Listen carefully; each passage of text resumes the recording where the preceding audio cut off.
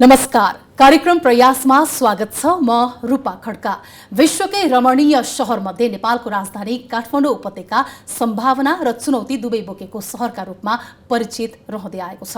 राजधानी भएकै कारण सेवा सुविधाहरू र रोजगारीको अवसर भएका कारण धेरैका लागि सपनाको शहर पनि हो यो उपत्यका।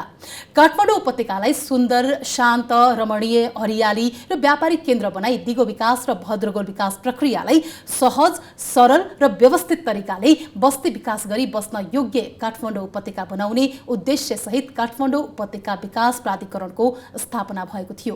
यसले कस्ता कार्यहरू अगाडि बढाइरहेको छ, काठमाडौँ उपत्यकाको दिगो विकासका लागि भएका र गरिएका प्रयासहरू बारे पनि आज हामी चर्चा गर्नेछौँ उपत्यका विकास प्राधिकरणकी आयुक्त जानुका ढकालसँग। उहाँका व्यक्तिगत र व्यावसायिक प्रयास आजको विषय रहनेछ। आउनुहोस् उहाँलाई कार्यक्रममा स्वागत गरौँ। नमस्कार, यहाँलाई हार्दिक स्वागत छ कार्यक्रम प्रयासमा। नमस्ते, यहाँलाई पनि धन्यवाद। वैशाखबाट यहाँले प्राधिकरण अन्तर्गत रहेर विभिन्न प्रयासहरू गर्दै आउनुभयो। विशेष गरेर उपत्यका विकास प्राधिकरण भनेको चाहिँ के हो, यसले गर्ने काम के हो, अलिकति प्रष्ट रूपमा बताइदिनुहोस्। यहीँबाट सुरु गरौँ। उपत्यका विकास प्राधिकरण भन्नाले हामीले चाहिँ यो समग्र उपत्यकाको विकास गर्ने, यसलाई बस्न लायक सहर बनाउने, सुन्दर सहर बनाउने हैन, त्यो उद्देश्य बोकेर गठन भएको संस्था हो र यो स्वायत्त निकाय हो।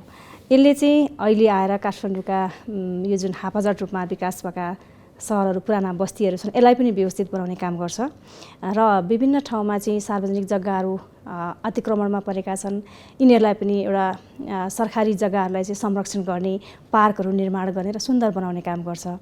सँगसँगै उपत्यका विकास प्राधिकरणले चाहिँ एउटा काठमाडौँलाई मात्रै नभएर काठमाडौँ, भक्तपुर, ललितपुर तीनटै जिल्लालाई समेटेर विभिन्न ठाउँमा चाहिँ विभिन्न खालका आयोजनाहरू, ल्यान्ड पुलिङ आयोजनाहरू सञ्चालन गरेर त्यहाँ चाहिँ राम्रो खालको बस्ती बसाउने काम पनि यसले गर्छ। सामान्य मानिसहरू हुन्छ नि, जस्तो कि हामी दूर दराजको कुरा गरौँ न त, उहाँहरूको लागि भनेको चाहिँ काठमाडौँ, भक्तपुर, ललितपुर जति पनि उपत्यकाको शहर छ त्यो ठाउँ पुग्न पाएदेखि त जीवन कति सजिलो हुन्छ होला जस्तो लाग्छ होइन। तर काठमाडौँका समस्याहरू यावत छँदैछन्, जुन त्यो समस्याहरूलाई निराकरण गर्दै अझ सुरक्षित, अझ सभ्य, अझ सुन्दर बनाउने प्रयासमा यहाँहरू तल्लीन रहँदै आउनुभएको छ। हुन त धेरै समय पनि भएको छैन, 1 वर्ष पनि पुगिसकेको छैन यहाँको कार्य अवधि। कस्तो हुँदो रहेछ एउटा महिला चाहिँ त्यो प्राधिकरणको विकास आयुक्त भएर गइरहँदाखेरिको विवादित कुराहरू भयो होइन, अनि तपाईँ विगतमा फर्केर हेर्ने भने त्यहीसँग सम्बन्धित काम गर्दा पनि कामै नगरेको मान्छेलाई ल्याएको भनेर आरोपहरू, आक्षेपहरू लगाइयो। यस्ता कुराहरूले चाहिँ कसरी आफूलाई अझ बलियो बनाउँछ कि कता कता म जुन बाटो हिँडिरहेको छु अझ मैले सोच्नु पर्थ्यो कि भन्ने खाली भान गराउँछ, के हुने रहेछ? यो खासमा कुनै पनि निकायमा एउटा महिला गयो भने, त्यसमा पनि कार्यकारी पोस्टमा भयो भने विभिन्न खालका कुराहरू आउँछन् नै। त्यो स्वाभाविक पनि हो, किन हाम्रो संस्कारै त्यस्तै भयो। हाम्रो समाजले त्यही अनुसार चाहिँ एउटा महिलालाई यो खालको चाहिँ हुन्छ, यो खालको भूमिकामा महिलालाई चाहिँ एक्सेप्ट गर्न अझै पनि गाह्रो छ भन्ने कुरा त हामीले बुझिसकेका छौँ, समाजले एक्सेप्ट गरेका छैन र पछिल्लो समय अलिकति बुझ्दै आएको पनि छ हाम्रो समाजले। त्यो कारणले गर्दा अहिले हामी चाहिँ यो ठाउँमा बसेर कुरा गर्न सक्छौँ होइन। र अर्को कुरा चाहिँ जस्तो म उपत्यका विकास प्राधिकरणमा आउँदाखेरि एउटा पत्रकार आयो भन्ने कुराहरू पनि आयो, तपाईँले सोध्न खोज्नु भएको पनि त्यही होला होइन। तर त्योभन्दा अगाडि पत्रकारिता त मेरो एउटा पेसा पनि थियो होला, त्यो मेरो फ्यामिली बिजनेस थियो। तर त्योभन्दा अगाडि म विभिन्न एनजिओ, आइएनजिओहरूमा काम गर्थेँ र कतिपय एनजिओको म आफै अध्यक्ष भएर पनि सञ्चालन गरेँ, प्रमुख भएर। सँगसँगै मैले कन्सल्टेन्सी पनि सञ्चालन गरेँ, इन्जिनियरिङ कन्सल्टेन्सी, र विभिन्न कन्सल्टेन्सीहरूमा पनि मैले एउटा एक्सपर्टको रूपमा पनि काम गरेको छु, सोसियोलोजिस्टको रूपमा काम गरेको छु, विभिन्न नगरपालिकासँग नगरपालिकाका प्रोफाइलहरू बनाउने काम गरेको छु र अधिकार सम्पन्न बागमती सभ्यता एकीकृत विकास समिति भन्नेमा म बोर्ड सदस्यको रूपमा पनि कार्यरत थिएँ। त्यसले गर्दाखेरि म विशुद्ध यो चाहिँ सहरी क्षेत्रसँग सम्बन्धित नभएको मान्छे आएको त होइन, तर देख्दाखेरि चाहिँ के हुन्छ भन्दाखेरि फ्रन्ट साइडमा चाहिँ जुन कुरालाई देख्यो, अलिकति जुन कुरा मिडियामा आउँछ त्यो कुरालाई चाहिँ देखिँदो रहेछ, बुझिँदो रहेछ र त्यो अनुसार चाहिँ एउटा महिला गइसकेपछि यो साँच्चै अनुभवै नभएको मान्छे आएको हो कि भनेर पनि गेस गर्ने पनि हुँदो रहेछ जस्तो लाग्छ। त्यति बेला फेरि कतिको मत के पनि थियो भने अब तपाईँको घर झापा, तपाईँको माइती गुल्मी भनेर चाहिँ अब काठमाडौँसँग सम्बन्धित नै नभएको व्यक्तिले काठमाडौँलाई परिवर्तन गर्ने भनेर सकिन्छ होला र भन्ने किसिमका पनि कुराहरू आए होइन। तपाईँले शहरी विकास मन्त्रालय अन्तर्गतका विभिन्न सम्बन्धन प्राप्त निकायमा रहेर काम पनि गर्नुभएको हो। यद्यपि कहिलेकाहीँ लालसनाहरू आउँछन् नि त, काम गर्दै जाँदाखेरि गर्छु भनेको काममा कतिले खुट्टा तान्ने प्रयासहरू पनि गर्छन् होइन। तर एउटा महिला भइकन सन्तान अनि परिवार सबै कुरालाई व्यवस्थापन गरेर काममा पनि अग्रपङ्क्तिमा आउनु छ, अझ नेतृत्वदायी भूमिकामा रहनु छ भने चाहिँ आफूमा चाहिँ कस्तो कुराहरू चाहिँ अलिकति क्षमता विस्तार गर्नु पर्यो भने कस्तो कुरालाई ध्यान दिनुपर्छ? सबैभन्दा ठुलो कुरा चाहिँ म गर्न सक्छु भन्ने कुरा चाहिँ दिमागमा र मनमा राख्नुपर्छ, दुइटैमा। दिमागमा मात्रै राख्दा पनि पुग्दैन, मनमा पनि चाहिन्छ होइन। परिवार भनेको त जसरी एउटा पुरुष मान्छेले पनि त व्यवस्थापन गरेकै छ, केही कम भूमिका होला, घरको भूमिका बढी महिलाले गर्छन् होला होइन। छोराछोरीलाई दिने समय पनि छ, स्कुल जाने समय छ। स्कुल जाने समय भनेको हाम्रो लागि, आफ्नो लागि त समय हामीले छुटाउन सक्छौँ। र अर्को कुरा चाहिँ बच्चा बच्चीलाई त व्यवस्थापन गर्ने हो, माया गर्ने हो, समय दिने हो। कतिपयको त हजुरबा हजुरआमा भएको ठाउँमा त अझ सजिलो, तर त्यो अवस्था मेरो नभए पनि कमसेकम मेरो श्रीमानले बच्चा बच्ची सम्हालिदिनुहुन्छ होइन। दुईजना मिलेर गर्ने न हो। बिहानको समय मैले बच्चा बच्चीलाई दिन्छु, साँझको समय दिन्छु, दिनभरिको समय भनेको मेरो कामको लागि दिन्छु। भनेपछि मलाई त्यो ठाउँमा गएर केही काम देखाउनु छ। जुन ठाउँमा अहिले म आइपुगेको छु त्यो मेरो अवसर हो। जुनसुकै महिलाको लागि पनि एउटा समाजले चाहिँ यसले के गर्न सक्दैन होइन, महिला गएको छ के गर्ला भन्ने खालको एउटा त्यो सोचाइ छ, त्यसलाई चिर्नुपर्ने अवस्था चाहिँ मैले आएको छ अहिले। यस्ता कुराहरूले यो ठाउँमा पनि दिने रहेछ होइन। अनि अलिकति के पनि हुँदो रहेछ भन्दाखेरि थोरै महिलाहरूमा चाहिँ सीमित महिलाहरू मात्रै चाहिँ एउटा कार्यकारी पोस्टमा पुगेको कारणले गर्दाखेरि त्यो ठाउँमा गइसकेपछि हामीले अहिलेसम्म समाजले जुन तरिकाले महिलालाई ट्रिट गर्दै आएको छ त्यसलाई चिर्नको लागि चाहिँ मेरो जिम्मेवारी बढी छ है। मसँग चुनौती पनि छ, त्यो चुनौतीलाई मैले चिर्नुपर्छ भन्ने खालको एउटा सोच पनि आउँदो रहेछ। त्यसले चाहिँ काम गर्नको लागि अझै जाँगर चल्दो रहेछ जस्तो लाग्छ मलाई चाहिँ। ऊर्जा ग्रहण गरिरहनु भएको जस्तो लाग्छ यहाँलाई। अब हामी कुरा गरौँ काठमाडौँ सहरकै होइन, जुन हामी परिवर्तनको कुरा गरिरहेका छौँ। अझ सोच्न साथ त काठमाडौँलाई टाढाबाट हेर्ने हो भने त एकदमै घरै घर होइन, प्रदूषण पनि बढ्दै गइरहेको छ, फोहोर मैला पनि जताततै छ भनेपछि त्यो काठमाडौँ कहिले सुन्दर होला, कसरी चाहिँ त्यहाँ परिवर्तन हुन सक्ला भन्ने किसिमका मानिसहरूको प्रश्न हुन सक्छ। यहाँहरूले गर्नुभएको काम भनेको छ अब कसरी चाहिँ यी सबै कुरालाई व्यवस्थित गर्ने भनेर लागिरहनु भएको छ। के कामहरूमा चाहिँ अलिकति अग्रता लिए जस्तो लाग्छ अहिले पछिल्लो समयमा फास्ट काम भइरहेको चाहिँ कुन कुन क्षेत्र हो? अहिले म आइकनको कुरा गर्छु मैले होइन। विगतमा धेरै कामहरू गरेको छ प्राधिकरणले, यो बाटो विस्तार लगायतका कामहरू गरेको छ। त्यसकै फलस्वरूप अहिले हामी ठुलो बाटोमा हिँड्न पाउँछौँ होइन। त्यो प्राधिकरणकै एउटा कार्यक्षेत्रमा परेको थियो। र अहिले पछिल्लो समय भनेको यो विशेष गरी पार्कहरू बनाउने, सार्वजनिक जग्गा संरक्षण गर्ने कामलाई अलिकति हामीले प्रायोरिटी दिएका छौँ। त्यस्तै गरी यो काठमाडौँको विभिन्न ठाउँमा चाहिँ अनुमति नलिकन जग्गा प्लटिङहरू भयो, त्यो गर्दाखेरि त्यहाँनिर बस्ने बस्तीहरू कस्तो हुन्छ त भन्दाखेरि हापाचट हुने भयो, सडकका मापदण्ड पुग्ने भएनन् होइन, खुला क्षेत्र रहने भएन। त्यसले गर्दाखेरि हामीले त्यसलाई चाहिँ रोक्नको लागि भनेर विभिन्न ठाउँमा भएका प्लटिङहरूलाई हामी कहाँ छन् त भनेर त्यो खोजी गरेका छौँ र सूचना प्रकाशन गरिसकेका छौँ। त्यसलाई अब हामीले उहाँहरूलाई चाहिँ सकेसम्म प्लानिङको अनुमति लिएर गर्नुहोस् भनेर उहाँहरूले प्लानिङ अनुमति लिने अवस्थामा पुर्याउँछौँ र भएन भने के कारबाही गर्न सकिन्छ त त्यो अनुसार हामी अगाडि बढ्छौँ भनेर लागेका छौँ।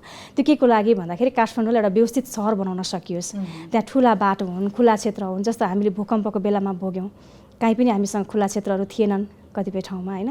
र कहाँ गएर बस्यौँ भन्दाखेरि स्कुलको छेउमा कुनामा गएर बस्यो होला, मन्दिरहरूमा गएर बस्यो होला होइन, सडकमा निक्लियो होला। त्यसले गर्दाखेरि पर्खाल भत्किएर पनि कतिलाई किच्यो होला। त्यस्तो अवस्था नआओस् भनेर हरेक क्षेत्रमा खुला ठाउँ हुनुपर्छ भन्ने हिसाबले हामीले अहिले काम गरिराखेका छौँ। र त्यो आयोजनाभित्र 5% चाहिँ खुला क्षेत्र हुनुपर्छ भनेर हामीले मापदण्डमा राखेका छौँ। त्यसले गर्दाखेरि त्यो ठाउँको लागि त व्यवस्थित हुन्छ। अर्को कुरा ढल हुन्छ, बिजुली हुन्छ, पानीको व्यवस्था हुन्छ भनिसकेपछि यो अनुमति नलिकन गर्दाखेरि यी कुराहरू हुँदैनन्। उहाँहरूले चाहिँ के गर्नुहुन्छ 10 फिटे 12 फिटे बाटो राखिदिनुहुन्छ होइन, खुला क्षेत्रको लागि छुटाउनु पर्ने जग्गा छुटाउनुहुन्न। त्यसले गर्दा एउटा प्लट त उहाँहरूको लागि बढ्यो होला, तर त्यसले पछिसम्मको लागि असर गर्यो नि, त्यसलाई रोक्न लागिरहेछौँ अहिले। अब मापदण्ड पनि तय गरिएको अवस्था छ होइन। अब कानुनी रूपमा आवास सम्बन्धी विभिन्न कानुनहरू पनि छ, नीति नियमहरू पनि छ। यद्यपि घर बनाउने मान्छेले त्यो कुरालाई त्यति वास्ता नगरेको जस्तो, घर बनिसकेपछि चाहिँ त्यसलाई फेरि भत्काउनु पर्ने लगायतका जुन अवस्था सृजना हुन्छ नि, त्यो अवस्था नै सृजना नहोस् भन्नका लागि चाहिँ एउटा साधारण एउटा नागरिक चाहिँ कसरी सचेत हुनपर्छ? अब मेन कुरा त यो जुन हाम्रो मापदण्डहरू छ यसको बारेमा नै हामीले जानकारी दिन सकिरहेका अवस्था छैन। नगरपालिकाबाट नक्सा पास गर्नुहुन्छ होइन, नगरपालिकाले एउटा मापदण्ड जुन बनाउनु भएको छ त्यो अनुसार त उहाँले नक्सा पास गरिदिनुहुन्छ। तर बनाउने बेलामा के हुन्छ भन्दा हामीसँग थोरै जग्गा छ, 4 आना 5 आना 3 आनामा घर बनाउनुपर्छ। अनि के गर्छौँ भन्दाखेरि 3 आनाभित्र यति मापदण्ड हामीले छोड्नुपर्ने भए पनि त्यो मापदण्ड छोडेको भागलाई पनि कभर गरेर हामी वाल लगाइदिन्छौँ। त्यहाँ हामी घर बनाउँदैनौँ तर वाल लगाइदिन्छौँ, वाल लगाएपछि आँगन हुन्छ होइन। यसले गर्दाखेरि बाटो साँघुरो भइरहेको अवस्था चाहिँ छ। तर अलिकति यसमा चाहिँ जनता आफैले पनि सचेत हुनुपर्छ जस्तो लाग्छ। र हामी सरकारी निकायमा जो छौँ, सरकारी निकायले पनि यसलाई चाहिँ अलिकति अवेरनेस गर्नुपर्छ। किन मापदण्ड भन्दा सानो गरेर चाहिँ बाटो छोड्यो भने के बेफाइदा हुन्छ त? जस्तो तपाईँलाई आगलागी भयो अरे, एउटा एम्बुलेन्स ल्याउनु पर्यो या त्यो बारुद यन्त्र ल्याउनु पर्यो भने त्यो ठाउँमा बारुद यन्त्र छिर्न सक्छ कि सक्दैन? 10 फिटे 12 फिटे बाटोमा त गाह्रो हुन्छ होला। ती कुराहरू पनि हामीले बुझाउन चाहिँ आवश्यक छ। यही कुराहरू नागरिकहरूसम्म नपुग्नु भनेको चाहिँ अलिकति चेतना स्तर वृद्धि गर्नुपर्ने अवस्था छ, वृद्धि गर्न सकिएको छैन हैन। अब फेरि यो चेतना फैलाउनको लागि पनि यहाँहरू जस्तो निकायको चाहिँ आफ्नै जिम्मेवारी हुन्छ कि हुँदैन? त्यस्ता किसिमका कार्यक्रमहरू यहाँहरूले आयोजना गर्न मिल्छ कि मिल्दैन? अब यो किनकि सामान्य सुनिन्छ जनचेतनाका कुराहरू होइन, तर यो थाहा भएर र थाहा नभइकन यो काम गर्नेहरू पनि कतिपय हुनुहुन्छ होला नि त, जसलाई यसको बारेमा जानकारी नै छैन, वास्ता नै गर्नुभएको छैन होला भने उहाँहरूको लागि के गर्न सकिन्छ? अब यस्तो छ, यो विभिन्न निकायहरू छन् होइन, सङ्घ छ, प्रदेश छ, अहिले स्थानीय तह छ। यी सम्पूर्ण निकायले चाहिँ यी सम्पूर्ण केन्द्रहरूले भनौँ न यो सूचना दिने एउटा माध्यम चाहिँ बनाउनुपर्छ र यो गर्न सक्ने भनेकै यी निकायहरूले हो। एउटा व्यक्तिले दिने भन्दा पनि यी संस्था मार्फत दिँदाखेरि इफेक्टिभ पनि हुन्छ होइन। स्थानीय तहले पनि नक्सा पास गर्ने बेलामा ती कुराहरू त बुझाएर दिनु पऱ्यो नि त। हामीले पनि कसैलाई अनुमति दिँदैछौँ भने प्राधिकरणले कसैलाई चाहिँ एउटा अपार्टमेन्ट बनाउने अनुमति दिँदैछ, हाउसिङ बनाउने अनुमति दिँदैछ भने त्यहाँसम्म सम्बन्धित के कुराहरू चाहिँ हामीले मापदण्डमा राख्नुपर्ने कुराहरू चाहिँ यो यतिको भएन, यो भएन भन्ने कुराहरू त उहाँलाई बुझाउनु पऱ्यो। यो नहुँदाखेरि के बेफाइदा हुन्छ त भन्ने कुरा पनि बुझाउनु पऱ्यो। अर्को कुरा चाहिँ अब यो प्लटिङको जग्गा किन्ने चलन चाहिँ एकदमै बढेको छ होइन।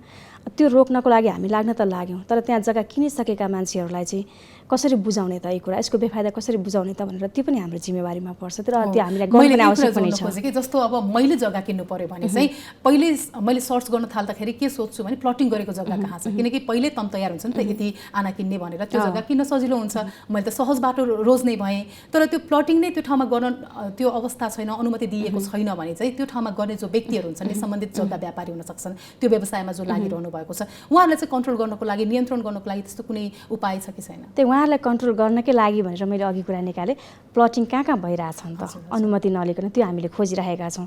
किन छौँ भन्दाखेरि त्यहाँनिर कतिपय ठाउँमा चाहिँ जग्गा पुरिएको होला, माटो होइन, खाल्डाहरू पुरिएको होला, खोला पुरिएको होला र त्यहाँ माथि घर बनाउन मिल्छ कि मिल्दैन। प्लटिङ गरिसकेपछि त उहाँहरूले त बेच्नुहुन्छ, त्यो ठाउँ पनि बेच्नुहुन्छ घर बनाउनको लागि। तर हामीसँग अनुमति लिएपछि के हुन्छ भन्दाखेरि त्यहाँको वातावरण परीक्षण हुन्छ, माटोको परीक्षण हुन्छ, त्यहाँ घर बनाउन योग्य छ कि छैन भने त्यसलाई के गर्ने त भन्दाखेरि खुल्ला क्षेत्रको रूपमा राख्न मिल्छ कि होइन, बाटोको लागि प्रयोग गर्न मिल्छ कि, ती कुराहरू चाहिँ हुन्छ नि त त्यसमा। त्यसले गर्दाखेरि हामी अहिले रोक्न लागिरहेका छौँ।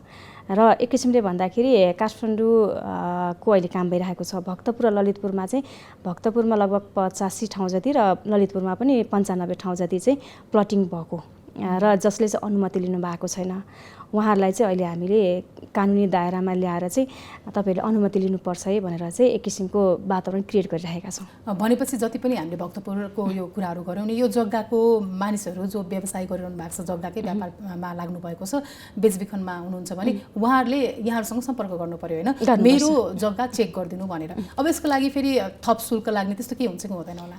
यो खासमा हामीले अनुमति दिँदाखेरि शुल्क लाग्दैन, तर उहाँहरूले मापदण्ड अनुसार चाहिँ ल्याउनुपर्छ। हामीले के गर्छौँ भन्दाखेरि तपाईँको जग्गा यो खुल्ला क्षेत्र यो ठाउँमा राख्नुहोस्, बाटो यति राख्नुहोस् होइन, यो ठाउँमा तपाईँले घर बनाउन मिल्दैन, यो ठाउँको वातावरण टेस्ट गर्नुहोस्, यसको माटो परीक्षण गर्नुहोस् भनेर यी कुराहरू हामी उहाँहरूलाई दिन्छौँ। र उहाँहरूले जुन तरिकाको मास्टर प्लान हामीसँग बुझाउनुहुन्छ यो अनुसार गर्छु भनिसकेपछि त्यो यदि प्राविधिक रूपमा यसलाई बनाउन मिल्छ भन्ने आइसकेपछि मात्रै हामीले अनुमति दिन्छौँ। यसको लागि शुल्क लाग्ने हुँदैन।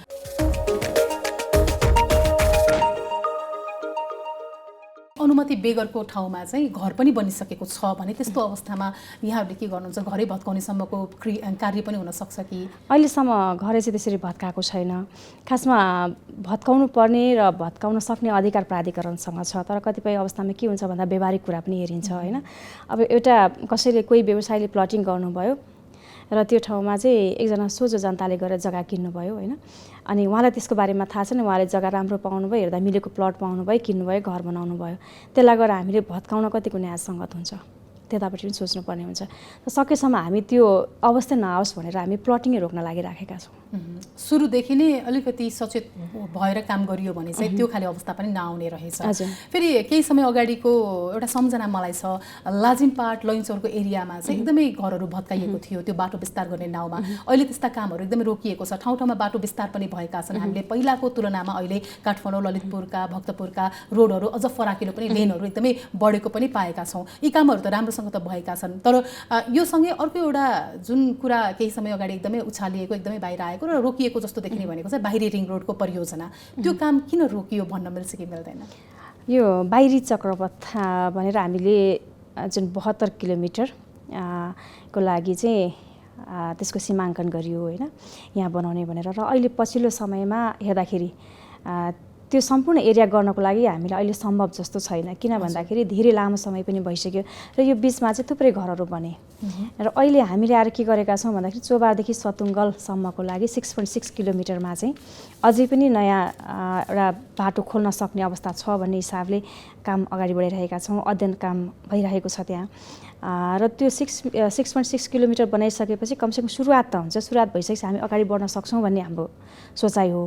अगाडि बढिरहेछ, काम गर्दैछौँ त्यसको लागि। कति समय जति लाग्न सक्छ अझै यो भन्न सकिन्न, अगाडि बढ्यो भने? यो भन्न सकिनँ, बढ्यो भने त 3-4 वर्षमै सकिन्छ होइन।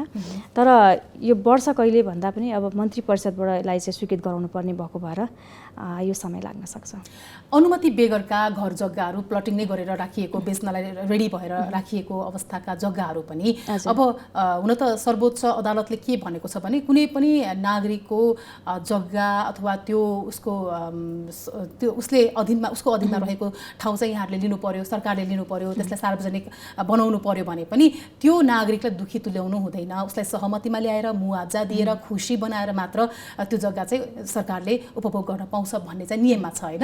त्यो अवस्थामा अब मुआवजा दिएर पनि त त्यो काम गर्न सक्ने स्थिति छ त, किनकि सरकारसँग मुआवजा दिने जग्गा पनि त एकदमै कम हुन सक्छ नि होइन। अध्ययनले के देखाउँछ? यस्तो छ, अब नेपाल सरकारले चाह्यो भनेर नेपाल सरकारसँग चाहिँ मुआवजा दिन सक्ने क्यापेसिटी भयो भने त नेपाल सरकारले चाहेको खण्डमा चाहिँ पनि बाटो विस्तार गर्नको लागि जग्गाहरू उसले अधिग्रहण गर्न सक्छ होइन, त्यो आफ्नो ठाउँमा छ। तर अहिले हामीले जुन बाहिरी चक्रपथकै कुरा गर्दा पनि 6.6 किलोमिटरमा पनि लगभग 1 अर्ब जतिको मुआवजाको कुरा आउँछ होइन। त्यो हामीले दिन सक्ने अवस्था छ कि छैन त्यहाँबाट पनि सोच्नुपर्ने हुन्छ। हामीले ल्यान्ड पुलिङबाट गर्ने भने पनि ल्यान्ड पुलिङबाट गर्दाखेरि दायाँ बायाँको जग्गा त निक्लिन्छ, बाटोको लागि जग्गा त निक्लिन्छ, तर त्यहाँ बनाउने बाटो बनाउँदाखेरि लाग्ने खर्च पनि नेपाल सरकारले बिगाउनुपर्छ होइन।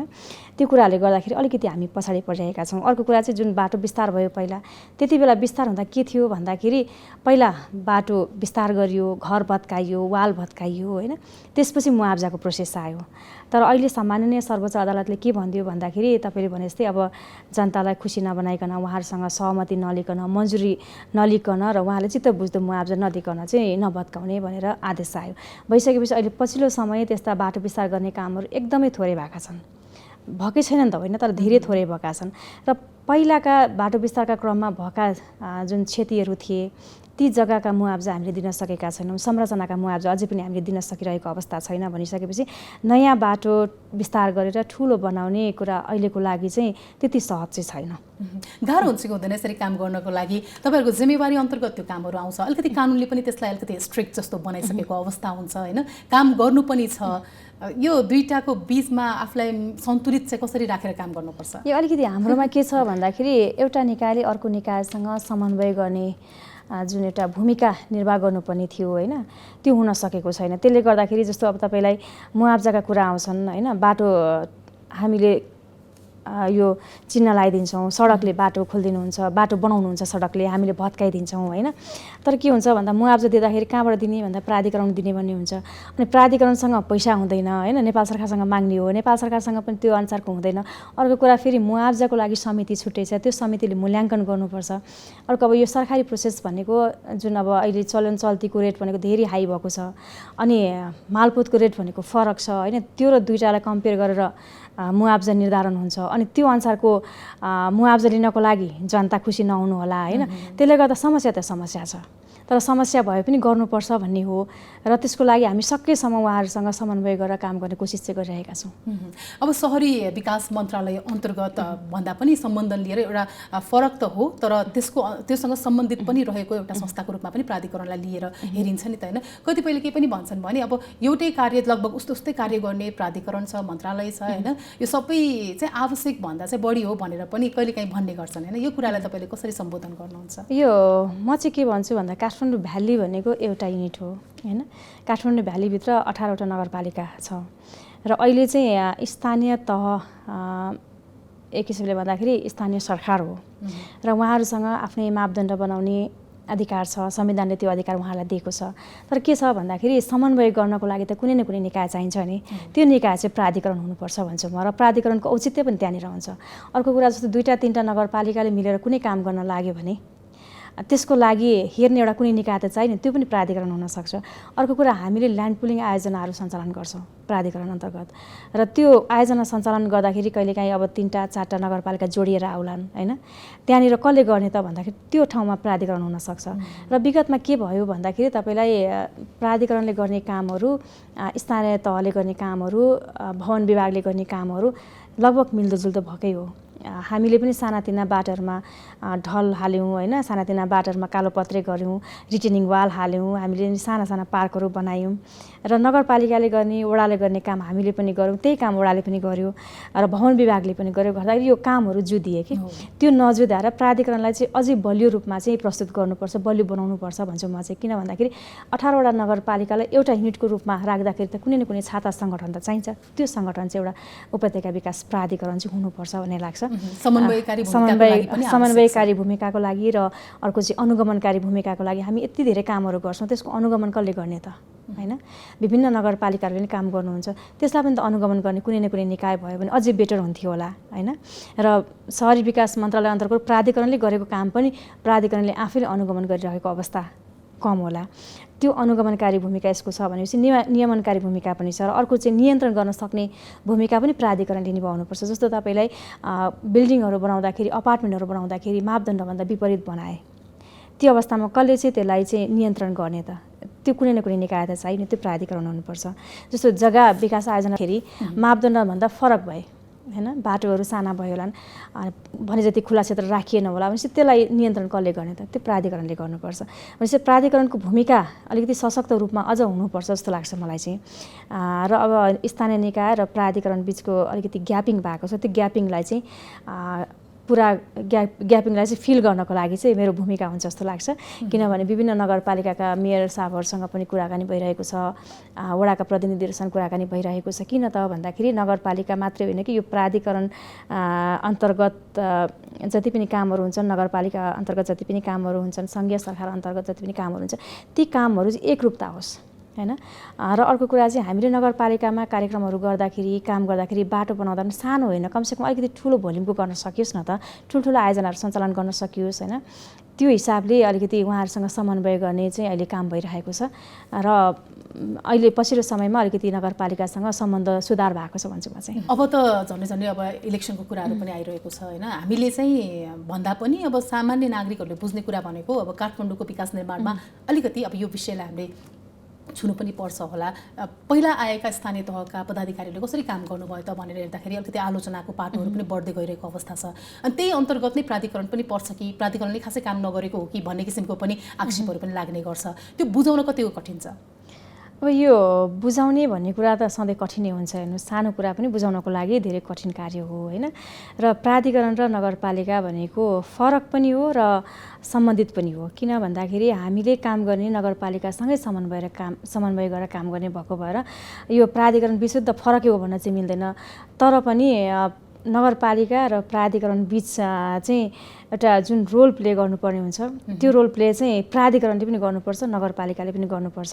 प्राधिकरणले पनि आफ्नो काम गरिरहेको छ, नगरेको छैन होइन। पछिल्लो समयमा मैले हेर्दाखेरि र म आइकन पनि धेरै कामहरू भएका छन्। जस्तो तपाईँलाई अघि नै मैले भने पार्कहरूको कुराहरू आयो होइन, ती स्थानीय निकायमै, स्थानीय तहमै हामीले बनाइरहेका छौँ, विभिन्न नगरपालिकामा बनाइरहेका छौँ। त्यसै गरी कतिपय ठाउँमा पोखरी संरक्षण गर्ने कामहरू पनि हामी गर्दैछौँ होइन। र अहिले चाहिँ अब यो अब आगामी वर्षमा चाहिँ, आगामी आर्थिक वर्षमा यो माउन्टेन म्युजियम बनाउने काठमाडौँमा भनेर लागिरहेका छौँ। त्यसको लागि जग्गाको पनि व्यवस्थापन लगभग भइसकेको अवस्था छ। त्यो भनेको हामीले नगरपालिकासँगै समन्वय गरेर काम गर्ने हो। त्यसले गर्दा हामी एकअर्कामा सम्बन्धित पनि छौँ र एउटै पनि होइनौँ। जुन माउन्टेन म्युजियमको कुरा अब पर्यटकीय नगरी पनि भनिन्छ उपत्यकालाई, यो कस्तो खाले हो, कहाँ बन्न लाग्यो, यो बन्यो भने के हुन्छ? यो खासमा हाम्रो सोचाइ भनेको के हो भन्दाखेरि काठमाडौँ उपत्यकामा चाहिँ टुरिस्टहरूलाई कमसेकम 1 दिन 2 दिन बिताउन सक्ने खालको कुनै ठाउँ चाहिन्छ भन्ने सोचेर यसलाई अगाडि बढाएको हो। र यो काठमाडौँ उपत्यकाको 2-4वटा नगरपालिकामा हामीले जग्गा हेरिसकेका छौँ, लगभग 100 रोपनी भन्दा माथिको क्षेत्रफलमा बनाउने भनेर। त्यो किन भन्दाखेरि त्यहाँनिर पार्कको पनि व्यवस्था हुनु पर्यो होइन।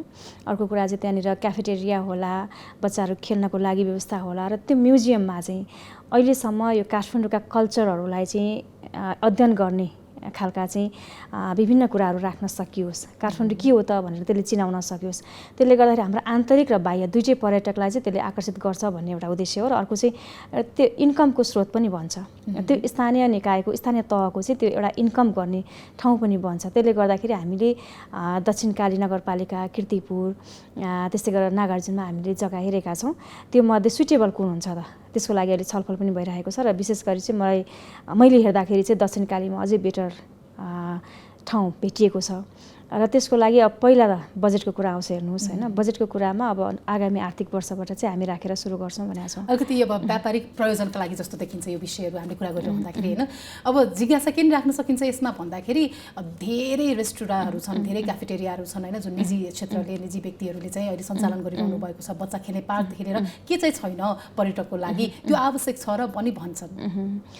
अब यस्तो छ, काठमाडौँमा कुनै त्यस्तो ठाउँ छैन जहाँ गएर चाहिँ मजाले 6 घन्टा बिताउन सकिन्छ शान्त वातावरणमा। काठमाडौँबाट उपत्यकाको यो जुन कोर एरियाबाट 1 घन्टाको डिस्टेन्स या 1.5 घन्टाको डिस्टेन्समा गएर चाहिँ कमसेकम रिफ्रेसमेन्ट गर्नको लागि पनि ठाउँ होस् भन्ने हिसाबले सुरु गरे हो। र अर्को कुरा चाहिँ काठमाडौँ उपत्यकामा अहिलेसम्म हामीले सरसर्ती हेर्दाखेरि के छन् त यहाँ भन्ने कुराहरू यही छन् भन्न हामी सक्दैनौँ। किन सक्दैनौँ भन्दाखेरि एउटा ठाउँमा त्यस्ता कुराहरू हामीले भेटेका छैनौँ होइन। फरक ठाउँमा नेवारी कल्चर हेर्दाखेरि तपाईँले देख्नुहुन्छ नि, अब यो गुफा, बेल विवाह लगायत सम्पूर्ण कुराहरू हुन्छन्।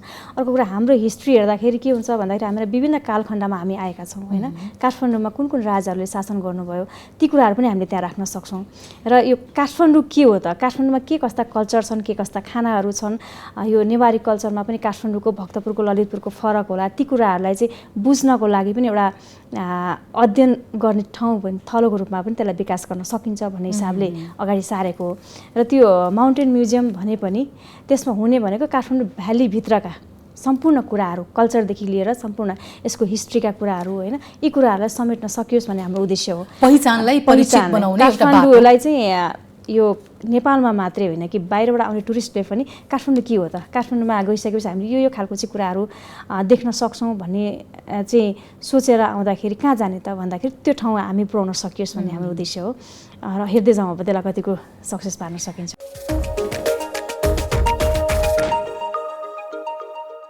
यहाँहरूको योजना अन्तर्गतको जुन 48वटा पार्क बनाउने कुरा छ नि उपत्यकामा, कतिवटाको चाहिँ काम अगाडि बढ्यो? अहिले लगभग 48वटाकै काम अगाडि बढिसकेको छ।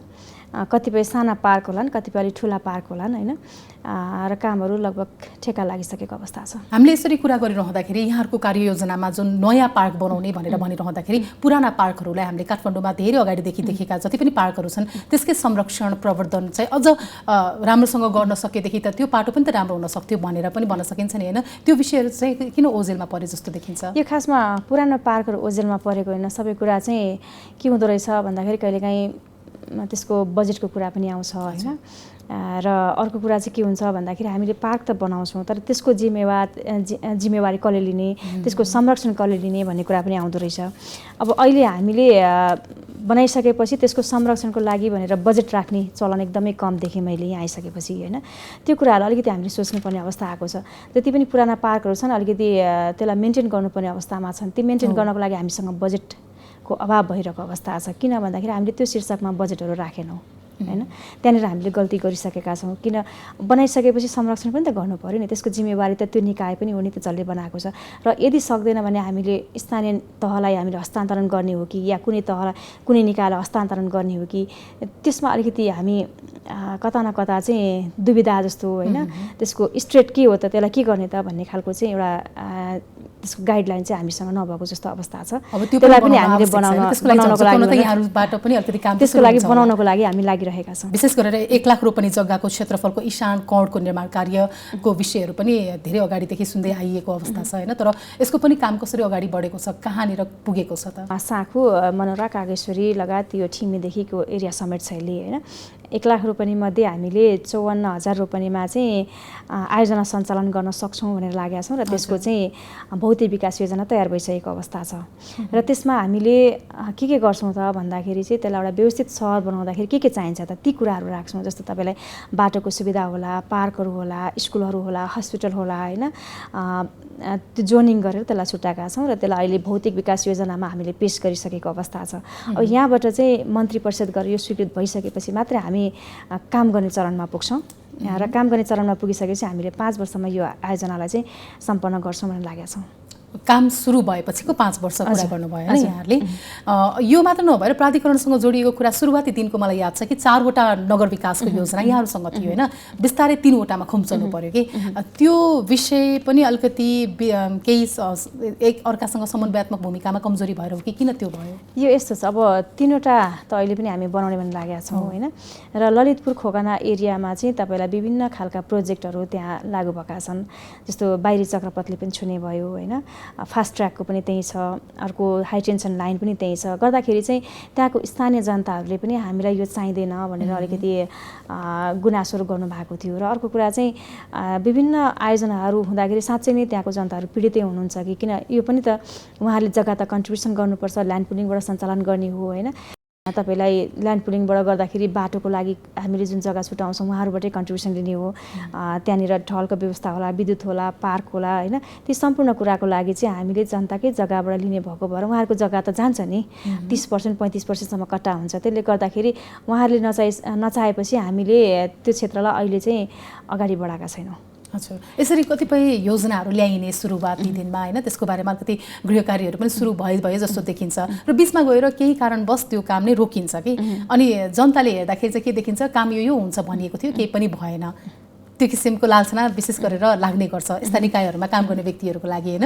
यहाँ अब यति झन्झन्डै 1 वर्ष त पुगिसकेको अवस्था त छैन, तर यो अवधिसम्म चाहिँ आफू एउटा निर्णायक तहमा रहेर काम गर्दाखेरिको अनुभवले चाहिँ के देखाउँदो रहेछ, कसरी काम गर्न सकियो भने चाहिँ ती सोचेका योजनाहरू जुन जारी गरिएको हुन्छ सुरुवाती दिनमा त्यसलाई बिस्तारै पुरा गर्दै जान सकिने रहेछ?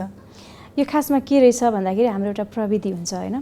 जस्तो अघिल्लो पटक जो हुनुहुन्छ उहाँले ल्याएका योजनाहरूलाई नयाँ आउने व्यक्तिले चाहिँ क्यारी नगरिदिने होइन, त्यसलाई छोडिदिने र आफ्नो अन्य योजनाहरू लाग्ने।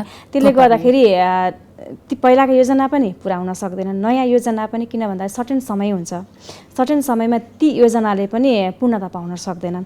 त्यसले गर्दाखेरि बिचमा ग्यापिङ बस्छ कि अगाडिको योजना अगाडिमै छुट्यो अनि पुरा हुन पाएन, अर्कोले आउँछ योजना बनाउँदा 2-4 वर्ष 5 वर्ष जान्छ, अनि त्यसपछि फेरि अर्को आउनुहुन्छ होइन। त्यसले गर्दाखेरि अलिकति यसलाई चाहिँ सशक्त रूपमा हामीले अगाडि बढाएर कार्यान्वयनमा लान नसकेको हो कि जस्तो मलाई लाग्छ।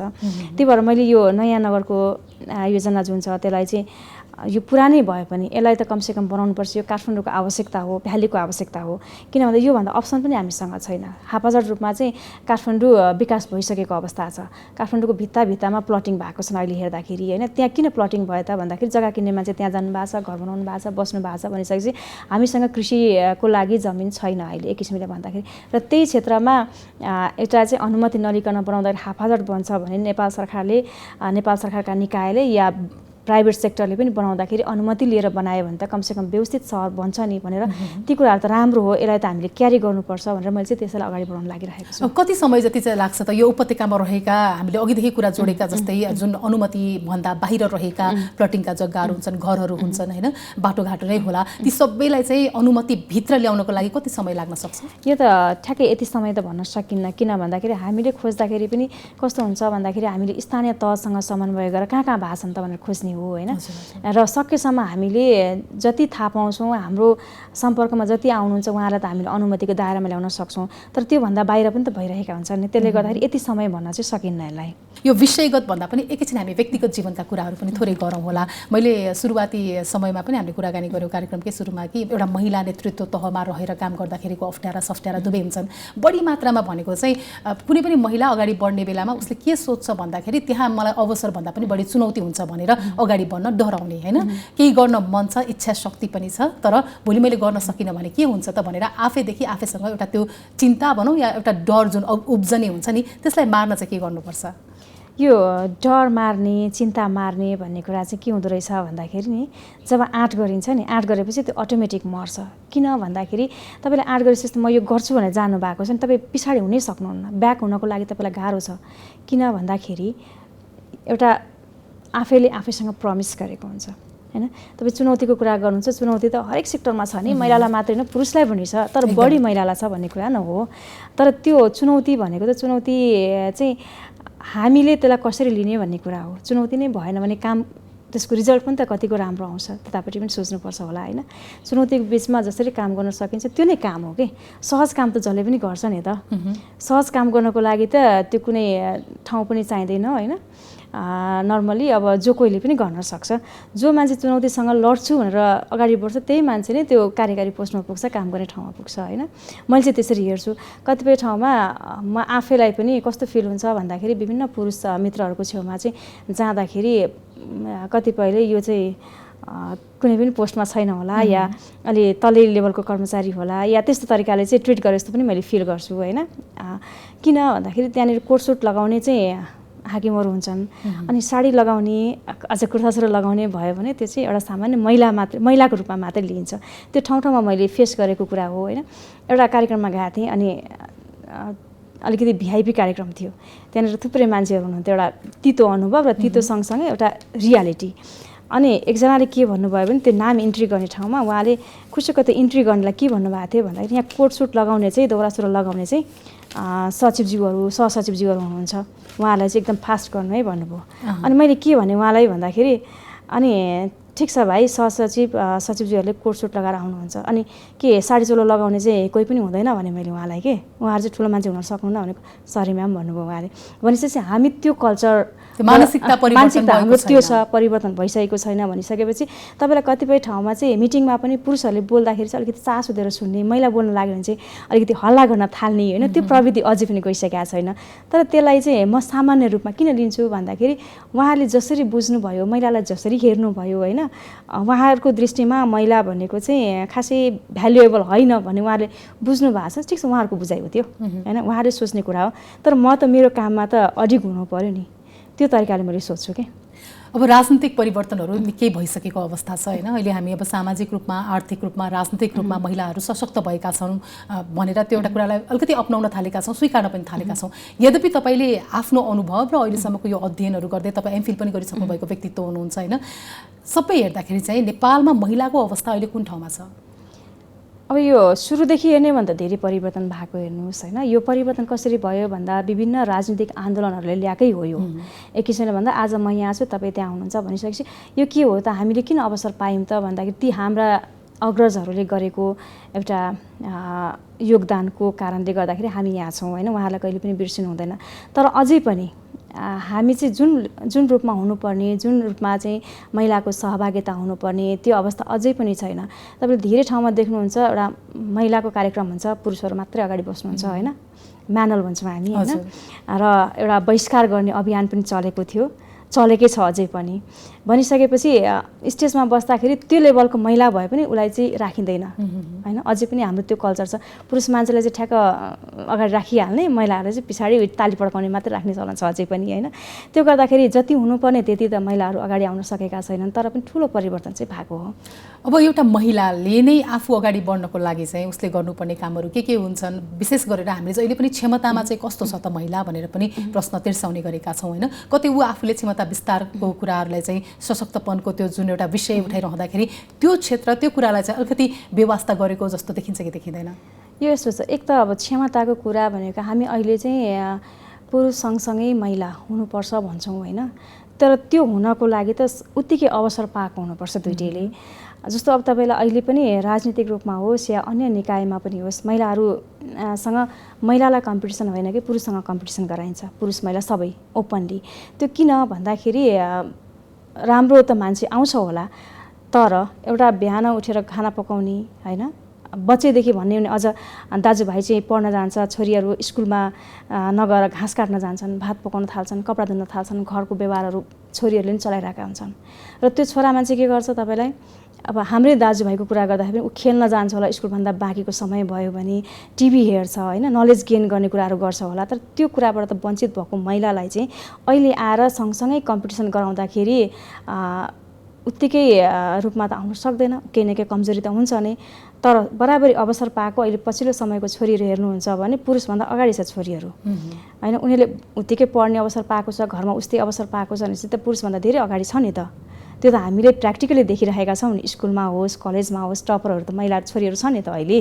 भनिसकेपछि त्यो हाम्रो हुर्काइले पनि फरक पार्छ कि, हाम्रो सोसाइटीले फरक पारेको छ नि त। अबको पुस्तामा चाहिँ महिला र पुरुष बराबर देख्न सक्छन् र हुन पनि सक्छन्, मजाले हुन सक्छन्। अझ पुरुषभन्दा महिला अगाडि भएको अवस्था हामीले देख्न थालिसकेका छौँ, त्यसको रिजल्टहरू हामीले देख्न थालिसकेका छौँ। तर अझै केही समय लाग्छ, किन भन्दाखेरि हाम्रो जेनेरेसन पनि त छ नि, जो मान्छेले चाहिँ एउटा पुरुष र महिलासँग कम्पेयर गर्दाखेरि पनि महिलाले चाहिँ बाहिर हिँड्न हुँदैन, बोल्न हुँदैन होइन, पढ्दाखेरि पनि एकदम बिहान स्कुल जाने, ठ्याक्कै टाइममा घर आउने, ट्युसन पढ्ने जाने बेलामा परिवार डराउने होइन, कस्तो टिचर पर्छ के पर्छ, या छोरीले घरको काम गर्नुपर्छ, घरको काम नगरिकन कहाँ पढ्न जाने भन्ने खालको त्यो परिवारबाट हुर्केका, त्यो समाजबाट हुर्केका त हामी छौँ नि, हाम्रो जेनेरेसन छ नि त अझै पनि। तर हाम्रोभन्दा अगाडिको जेनेरेसनले चाहिँ त्यो अवसर पाएको छ अहिले। अब हामी केही समयमा चाहिँ छोराछोरी बराबरी कम्पिटिसन गराउँदा पनि ठिक छ, हेर्नुहोस् होइन, त्यो कम्पिटिसन आउन सक्छन्। तर अझै पनि हाम्रो जेनेरेसनसम्मको लागि चाहिँ महिलासँग महिलालाई कम्पिटिसन गराउन सकिएन भने समान चाहिँ हुँदैन अझै पनि। अवश्य पनि आज कार्यक्रम प्रयासमा यहाँका जीवनका समग्र प्रयासको बारेमा हामीले जानकारी लिने अवसर प्राप्त गऱ्यौँ। यसको लागि यहाँलाई यो समयको लागि धन्यवाद। र विशेष गरेर यहाँको सम्बन्धित जुन प्राधिकरणले गर्दै आएको काममा चाहिँ हामीले अघि पनि भन्यौँ नि, जति जग्गाहरू प्लटिङ भएका छन् ती सबैलाई अनुमतिभित्र ल्याउनु छ। अब एउटा मान्छेले त्योसँग सम्बन्धित व्यवसाय गरिरहेको छ भने उसले के ध्यान पुर्याउनुपर्छ, अहिले कार्यक्रम प्रयास हेरिरहनुभएका दर्शकहरूमा पनि त्यो किसिमको अनभिज्ञता छ भने पनि थोरै अलिकति सन्देश दिन हुन म यहाँलाई अनुरोध गर्छु। अनुमति लिएर गरेको ठाउँमा चाहिँ मापदण्ड अनुसारका बाटाहरू हुन्छन् होइन, खुल्ला क्षेत्र रहन्छ र ढलको व्यवस्था होला, फोहोरलाई कहाँ विसर्जन गर्ने त्यसको व्यवस्था हुन्छ, त्यसै गरी विद्युतको लागि पनि व्यवस्था हुन्छ। त्यसले गर्दाखेरि अनुमति लिएर गरेको प्लटिङहरू छ भने त्यसमा ढुक्कसँग किन्दाखेरि हुन्छ, किन उहाँहरू कुनै पनि रिस्क हुँदैन। तर बिना अनुमति लिएको छ भने बाटाका मापदण्डहरू पुगेका हुँदैनन्, सानो सानो बाटोहरू तपाईँलाई चाहिँ 8 मिटर 10 मिटरका 12 मिटरका बाटाहरू हुन्छन्, खुला क्षेत्र हुँदैन होइन, सुविधा हुँदैन। त्यसले गर्दाखेरि पछि गएर चाहिँ केही डिजास्टर भयो भने त्यहाँ एउटा रिस्क हुनसक्छ होइन, हामीले बारुद यन्त्र लान नसकौँला, एम्बुलेन्स लान नसकौँला, कतै गएर भाग्ने ठाउँ नहोला। त्यसले गर्दा अलिकति बुझेर चाहिँ जग्गा किन्नुपर्छ भन्न म चाहन्छु सबैजनालाई। जग्गा किन्दाखेरि ध्यान पुर्याउनु पर्ने पनि धेरै कुराहरू रहेछन्। यो समय र संवाद अनि यो प्रयासको लागि यहाँलाई धन्यवाद। एकदम थ्याङ्क यू सो मच यहाँलाई पनि। हजुर, आज हामीले फोहोर मैला फालेर अति कुरूप भएका सहरभित्रका खुल्ला चौरहरूलाई व्यवस्थित बनाउन र ढल तथा फोहोर मैला व्यवस्थापन गर्नेदेखि लिएर हरियाली पार्क निर्माण, उपत्यका विकास प्राधिकरण अन्तर्गत भइरहेका विभिन्न कार्यहरूको बारेमा जानकारी लियौँ हामीले आयुक्त जानुका ढकालबाट। कार्यक्रम प्रयास आजलाई यति नै। प्रयास गर्यो भने असम्भव केही पनि छैन भन्ने विषयलाई अङ्गीकार गर्नको लागि अनुरोध गर्दै आजको कार्यक्रमबाट म रूपा खड्का आज्ञा चाहन्छु। यहाँहरू भने AP1 टेलिभिजन हेर्दै गर्नुहोला। हवस् त, नमस्कार।